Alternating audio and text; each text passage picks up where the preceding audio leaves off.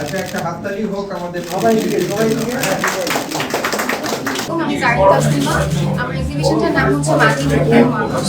আমার এক্সিবিশনের মূল উদ্দেশ্য হচ্ছে আমরা যে প্রত্নতাত্ত্বিক স্থানগুলো পরিদর্শন করি সেখানকার যে প্রকৃতিগুলোকে সেটার সাথে একটা কানেকশন তৈরি করা। কারণ আমরা তো জাদুঘরে যাই, সেখানে আমরা যখন পুরাতন এক ধরনের টান অনুভব করি। তো সেটাই আমি আমার এক্সিবিশনের মাধ্যমে তুলে ধরার চেষ্টা করেছি।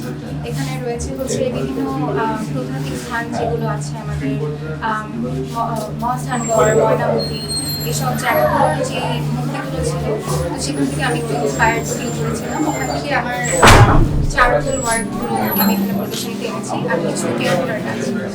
আমার ইচ্ছা যে সবাই আসলে এখানে আমার মোটামুটি আশেপাশে সারা মনে হচ্ছে ভালোই পাচ্ছি। প্রথম দিন দেখা যাক আরো যে এটা আমার প্রথম দিন। আমার মনে হয় মোটামুটি প্রথম দিন হিসেবে ভালোই পেয়েছি। আমি খুবই সৌভাগ্যবতী আমার গেস্টদেরকে পেয়ে। আমাদের গেস্ট হচ্ছে Siddiqur Rahman Khan sir, Sufi Mustafizur Rahman sir, Shamim Reza sir. Sir ধন্যবাদ আসার জন্য, আর আপনাদের সবাইকে স্বাগতম। আমাদের এক্সিবিশনটা আজকে থেকে শুরু হলে 11 তারিখ পর্যন্ত চলবে। ছবি আঁকাটা একেবারেই ন্যাচারাল বিষয়, এখান থেকে নিজের থেকে আসে একেবারে, এটা আসলে জোর করে হয় না। মানে আমরা অনেকেই ছোটবেলায় শিখি, কিন্তু শেখাটা কিন্তু আসলে ওটা কন্টিনিউ হয় না যদি আমি ভিতর থেকে না হয়।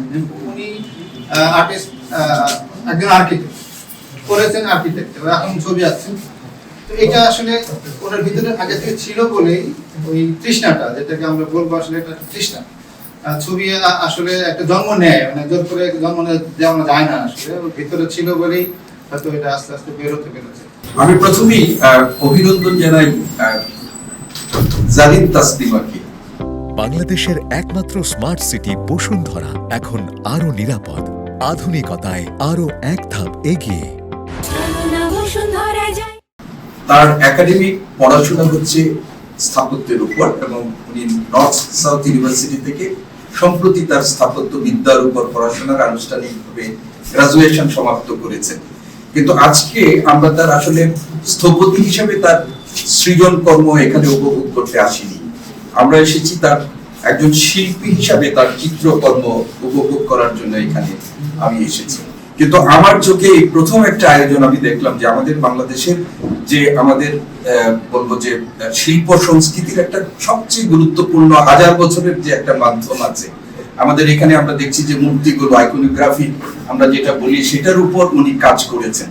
এবং একটু আগে আমাদের শামীম রেজা স্যার যে কথাটি বলছিলেন যে তিনি পড়াশোনা করেছেন প্রাতিষ্ঠানিকভাবে স্থাপত্যের উপর, কিন্তু কাজটা করেছেন তিনি আজকে চিত্রকর্ম। আমরা জানি যে আমাদের যে শিল্পকলার খুবই গুরুত্বপূর্ণ মাধ্যম হচ্ছে চিত্রকলা।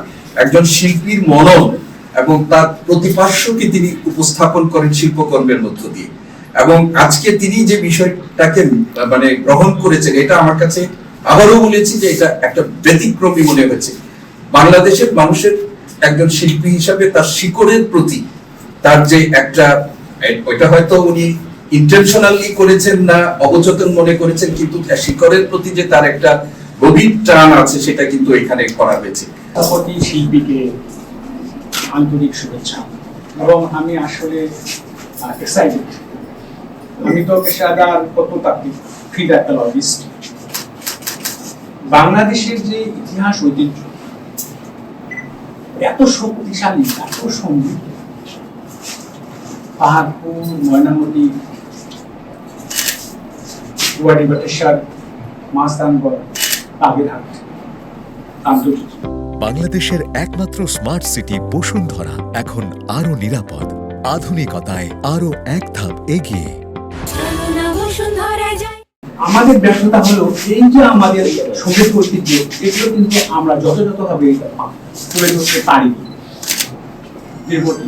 আপনারা মোনালিসার নাম জানেন, একটি শিল্পকর্ম সারা পৃথিবীর মানুষ নাম জানে।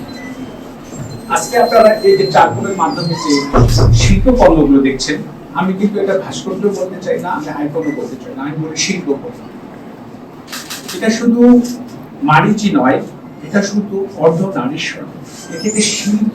এই শিল্পটা কোনো ধর্মের নয়, যদিও অনেকগুলো আবার ধর্ম কেন্দ্রিক, কিন্তু ধর্মের বাইরে যে এর একটা পরিচয় আছে। সেই পরিচয়টা বাংলাদেশে খুব কম ফুটে উঠেছে। এই স্থপতি শুধু নয়, কাজটা নবীন স্থপতি যে এটা ফিল করেছে যে এটা আমাদের প্রফেসর সিদ্দিকুর রহমান যেটা বললেন যথাযথ, যে এটা আমাদের শিল্পকর্ম, এটা আমাদের ঐতিহ্য, এটা আমাদের পরিচয়। এই যে পরিচয়টা তুলে ধরার জন্য যে মাধ্যমটা ব্যবহার করেছে, এই মাধ্যমটা আমার জানার মতে বাংলাদেশে প্রথম।